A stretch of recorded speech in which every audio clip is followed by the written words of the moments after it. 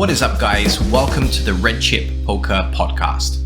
The topic of this episode is range arrangement. When we think about our opponent's range, it's virtually impossible to describe that range down to the last combo. It's simply not practical. We don't know exactly what our opponent is going to show up with. What we can generate in most cases is a good overall vision of the structure of that range. And players use a set of terminology to describe structures of ranges. And we're going to be reviewing that terminology in this podcast episode. To give you an idea of some of the terminology used, let's start with a quick list. A range can be polarized, condensed, depolarized, merged, capped, and my term, which I've created, PseudoPolarized, which we'll describe in a bit more detail later in this podcast episode. How many of these terms do you already feel comfortable describing? Let's take each of these range descriptors one at a time and we'll discuss them in more detail. We're actually going to take the first two items on the list as a group and describe them as a range pair. That is a polarized range and a condensed range. A polarized range is a selection of strong hands and bluffs, but zero middling holdings. We either have something that can extract value, strong value hand, or a complete bluff. Now, it's worth keeping in mind that players also use the term polarized in a slightly different way to indicate that there is a strong prevalence of a specific type of holding within a range. For example, we could say a range is polarized towards one pair type hands. Now, although these two definitions of polarized are completely different, they don't usually cause problems. Just understand that a polarized range is a range with value hands and bluffs, whereas when we say polarized towards, we're saying that a range contains one specific type of holding more often than all of the other types of holding. Polarized ranges operate alongside condensed ranges. And this is going to be one of the points of clarification for many listeners. And that is, we can't really have a polarized range without a condensed range. So when we say something's polarized in poker, or a range is polarized, we mean it's polarized with respect to another range, and that range is going to be the condensed range. And when we say that a range is condensed, and condensed means a range of middling hands, so there's nothing very strong in a condensed range, there's nothing very weak in a condensed range, everything's somewhere in the middle. When we describe a range as condensed, it implies the existence of a second polarized range. So we have our first range, the polarized range, split between value and bluffs. The second condensed range fits in the middle of that polarized range. So the idea is that none of the holdings in the condensed range are strong enough to beat the strong hands in the polarized range. And all of the hands in the condensed range are strong enough to beat the weaker hands or the bluffs in the polarized range. So although we often hear players talk about a polarized range in isolation, technically it's better to think of these ranges as always existing in pairs. If we have a polarized range, it means polarized with respect to our opponent's condensed range. Another point of clarification here is that a polarized range is mostly a river concept, or at least it should be. Now, when we think about the way the term polarized is used in poker, it's used everywhere. Yes, it's used to describe river situations, but it's also used to describe flop situations. It's also used to describe pre-flop situations. For example, we might be familiar with the idea of a player 3-betting a polarized range pre-flop. Now, the problem here is that the meaning of polarized starts to get watered down. Because if we compare a river polarized range, that involves strong value hands and usually the absolute worst holdings in the range as bluffs.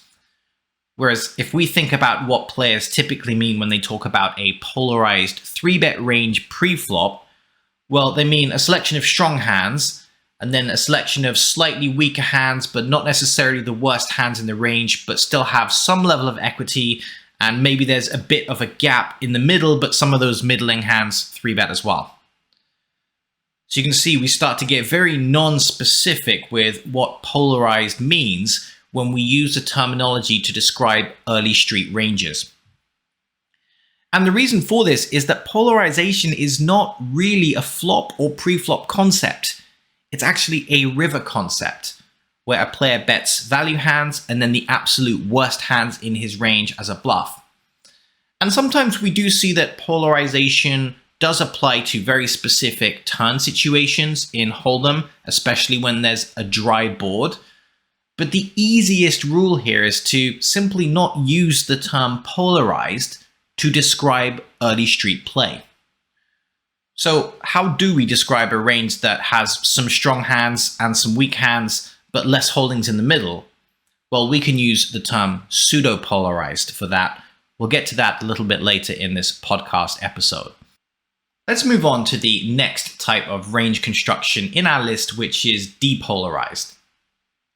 So the idea with polarized is there's a gap in the middle of the range. We have very strong hands, then we have the weakest possible holdings. With depolarized, there's no gap. One way of defining a depolarized range is the top X% of holdings. Sometimes we see the term linear used synonymously with depolarized. So depolarized, linear basically means the same thing. Sometimes we also see the term merged used to describe a depolarized range. Now, merged deserves special treatment, and it's not recommended that we describe a depolarized range as merged. We'll get to that shortly. So we have our depolarized range, which is the top X% of holdings, and we can think of some fairly common examples. For example, raise first in ranges pre-flop. Imagine you are UTG, decide to raise first in. Well, we don't raise a selection of very strong holdings like pocket aces and then some very weak holdings like 3-deuce offsuit and then fold the stuff in the middle. That wouldn't really make any sense. We want to play the strongest possible holdings, as many as we can get away with, but we know, for example, if we are under the gun, we can't raise a wide range of hands. So we raise the top X% of holdings. There's no gap in the range. And as we get to other positions like the button, it's the same idea. Of course, in a position like the button, we may be able to raise a wider range of holdings, but it's still a depolarized range. We don't open raise the worst holdings in our range, or at least if we did, it would imply that we were open raising 100% of holdings in that spot. Another example is the 3-bet range from the small blind. These are depolarized as well. It's the top X% of holdings. Now, it's worth keeping in mind that there is no universal way of describing the top X% of holdings. You might think of the feature that some equity calculators offer where you can drag a slider. So if you drag it to 10%, for example, you get the top 10% of holdings. But that's top 10% based on a specific point of view. There's no universal way of describing the top 10% of holdings. And the reason why is that we have this rock, paper, scissors set up in poker. So for example, if we think about the relationship between ace-king, pocket twos, and 10-9 suited pre-flop, well, ace-king beats 10-9 suited, but loses to pocket twos, yet 10-9 suited beats pocket twos. So based on that, which of those three holdings is the strongest pre-flop? Well, there's not really any way of knowing because each of those three hands beats one of the other hands, but loses to the other. So we can't simply say, well, ace-king offsuit is the best hand because ace-king offsuit loses to pocket twos. And we can't say pocket twos is the best hand because it loses to 10-9 suited. Now, when we think about those hands pre-flop, when we think about ace-king versus 10-9 suited versus pocket twos, most of us would say that we'd prefer to have the ace-king. So we'd say, actually, ace-king is the best out of those three holdings. But you can see why that's a point of view.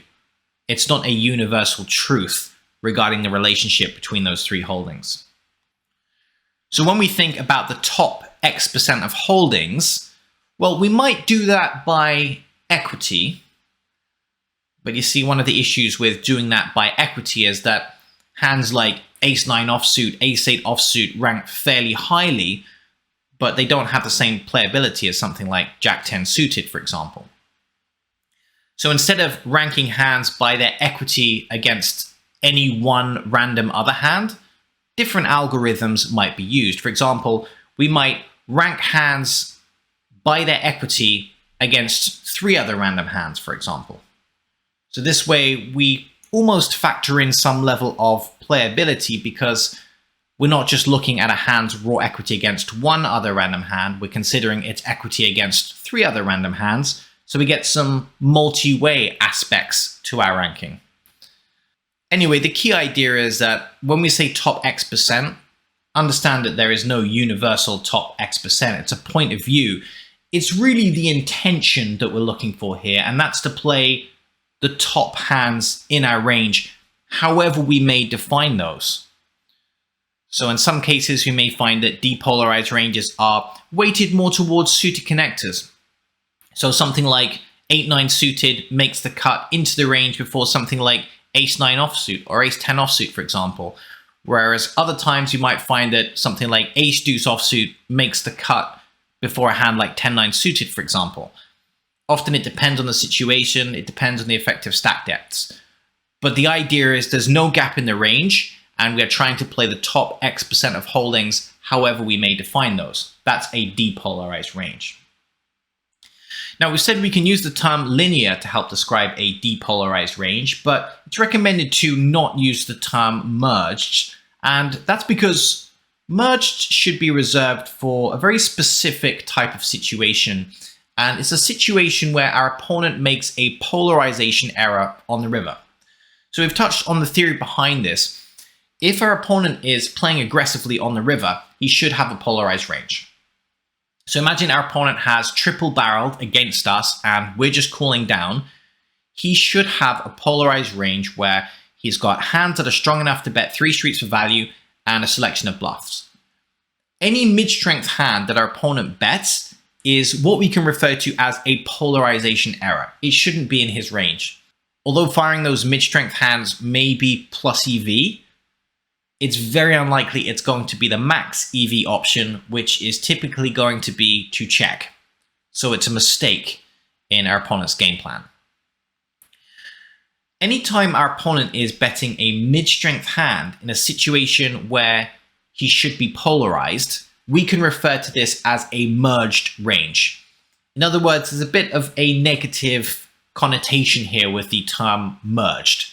It implies our opponent is not correctly polarized as he should be. When we take this definition of merged, we can kind of contrive some situations where we might describe a polarized range as merged or a depolarized range as merged.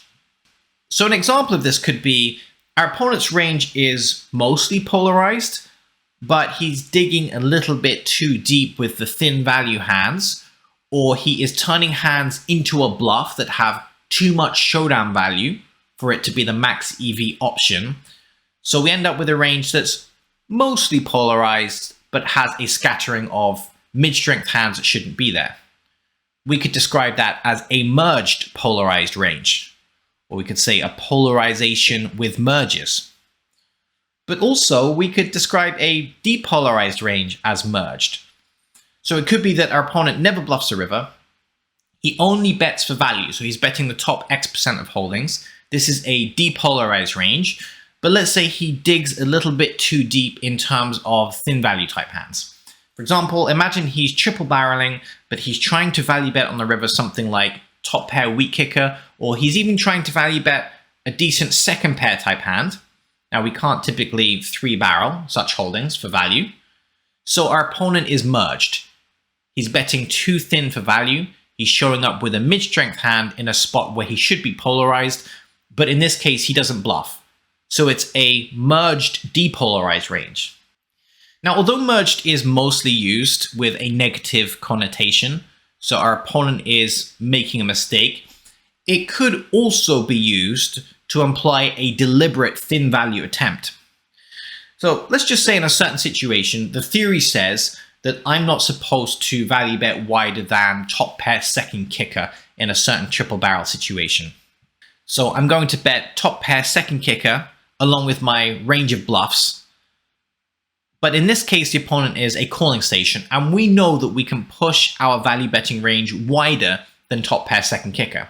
So we decide to just bet all top pairs for value. So from a theory point of view, we're now betting too thin for value. So we're merging, but we're doing it for a very specific reason. We're doing it because our opponent is a calling station, so it's now going to be a profitable value bet. Of course, as part of that process, we're also going to remove the bluff portion of our range. So now we can describe our range as merged depolarized, but it doesn't carry a negative connotation. It instead just implies that we're going for thin value. So this is an example of the way that we could use the term merged with a positive connotation, but mostly when we use the term merged, it's describing a player who is making polarization errors on the river and betting hands that are too mid-strength for it to be the max EV option. Okay, now let's talk about capped. And the idea behind a capped range is that there are no hands in the range above a certain strength. Now, to test if you understand this concept, the idea of a capped range, can you answer this question? What is the difference between a capped and a condensed range? This is like the litmus test to see if you understand this terminology. The easiest way of describing the difference is that a condensed range does not have total trash. We often find that condensed ranges are an eventual byproduct of a capped range. Let's say our opponent open raises on the button, for example, and we don't 3-bet in the big blind against our opponent's button open. Well, we can describe that range as capped. It's still going to be a very wide range. It's going to have plenty of very weak hands, but that range is not going to have things like aces, kings, queens, ace, king, or anything very strong because it would have 3-bet preflop. But as that range cools against our opponent's bets on progressive streets, the air portion of the range starts to disappear. If there were any miraculous flops that we hit that did actually give us some very strong hands on the flop, they are going to have raised at some point.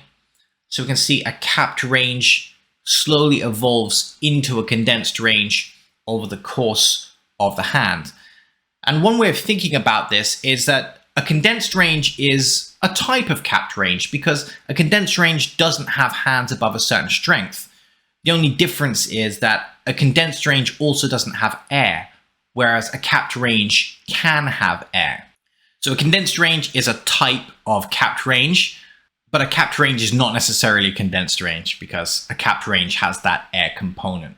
Recognizing capped ranges is a very important part of poker strategy. And what we're looking for here is really any situation where our opponent has the opportunity to raise, but doesn't take that opportunity. The end result is usually going to be a capped range, and we can generally play very aggressively against capped ranges. So we can bet often with a higher frequency. We can often make use of larger bet sizings as well. A simple example could be we fire a very small continuation bet on the flop and our opponent just calls. Well, if he really did have something strong, he probably would have raised. So his continuing range is capped, and it also becomes more and more condensed over the course of a hand if our opponent continues to just cool down against our bets. So let's now finish with my made-up term that really has not been used much outside of the context of red chip poker, and that is pseudo-polarized. And this term is designed to bridge the gap we mentioned with pre-flop ranges or flop ranges which are described as polarized, but they're not truly polarized in the same way that a river bet is going to be polarized. Because we often find these early street ranges, they have elements of polarization. So we do see that there are, for example, if you have a look at a GTO pre-flop range, big blind 3-bet against a button open, you will see that there are some very strong hands in the big blind 3-betting range, and there are some very speculative hands in the big blind 3-betting range, and there are some combos in the middle that don't 3-bet very much. So we can describe that range as having elements of polarization, but it's not a true polarization. It's not true polarization in the way that a river bet is polarized. And there are a few reasons for that. Number one, although the middling hands don't 3-bet as much, they do 3-bet some of the time. If you think about a polarized river betting range, those middling hands never bet. Also, if you think about a true polarized river betting range, the objective is to bet the worst hands in the range as bluffs, the ones that have the least amount of showdown value. If you have a look at a, quote, polarized 3-bet range preflop, the big blind versus button range, you'll see that the weakest hands in the range are pure folds. Furthermore, you'll see that the weakest hands in the defending range are often calls, whereas with true polarization, the weakest hands are always bets. So although we understand what players mean when they use the term polarized to describe preflop 3-betting ranges or flop c-betting ranges, the term doesn't really fit the situation. Or at least we end up with terminology that starts to become fairly vague and no one really knows exactly what is meant by the term polarized.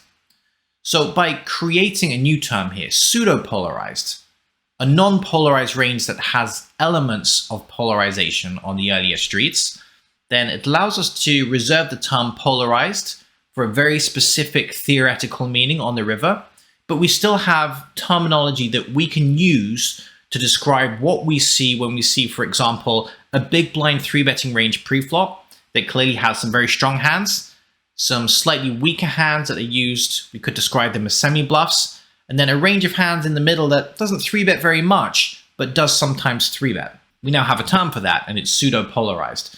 We often see the same thing on the flop if you have a look at solver output. You will sometimes see ranges where the solver's not that interested in betting certain middling holdings, but does bet the slightly weaker holdings more aggressively. It doesn't mean, however, that the solver always checks the middling holdings. It still fires them with some frequency. So that's not a true polarized range, right? If it was true polarization, those middling hands would never bet, whereas a solver bets them some of the time. And if you have a look at a solver c-betting range, even if it's a pseudo-polarized c-betting range, the solver doesn't c-bet the absolute worst hands in the range. It picks hands that have some semblance of equity. The absolute worst hands in the range often end up being checks with the intention of giving up. So let's just summarize by going over our range types one more time. The next time you're at the table, think carefully about your opponent's strategy and see if you can spot the formation of one of these ranges. We have polarized, condensed, depolarized, merged, capped, and pseudo-polarized. Okay, thanks very much for listening, guys. This was Coach Weasel, and this was the Red Chip Poker Podcast. Good morning. My name is James Sweeney, aka Split Suit, and hopefully you enjoyed this episode and learned a lot too. Before you click out of here, I just want to give you a heads up in case you want to go further with any of these concepts, because if you do, the book GTO Gems is exactly what you want to read next. There are actually specific chapters within this book, such as attacking with polarized ranges and also defending with condensed ranges, that will build upon everything you just heard Coach Weasel talk about. GTO Gems distills our years of solver exploration into a simple book to give you the strategic highlights and understanding of GTO poker strategy in today's games. If you already own GTO Gems, flip over to page 63 now, or if you need to pick up your copy, you can go to redchippoker.com/gems, GEMS, again redchippoker.com/gems, or click the link in the description box. Whether this is your first read of GTO Gems or your 7th, I think you're really going to enjoy it, and again, make sure to pay attention to those chapters in particular. But that's going to wrap it from us today. Thank you so much as always for hanging out. I'll see you back shortly with a brand new episode, and in the meantime, good luck out there and happy grinding.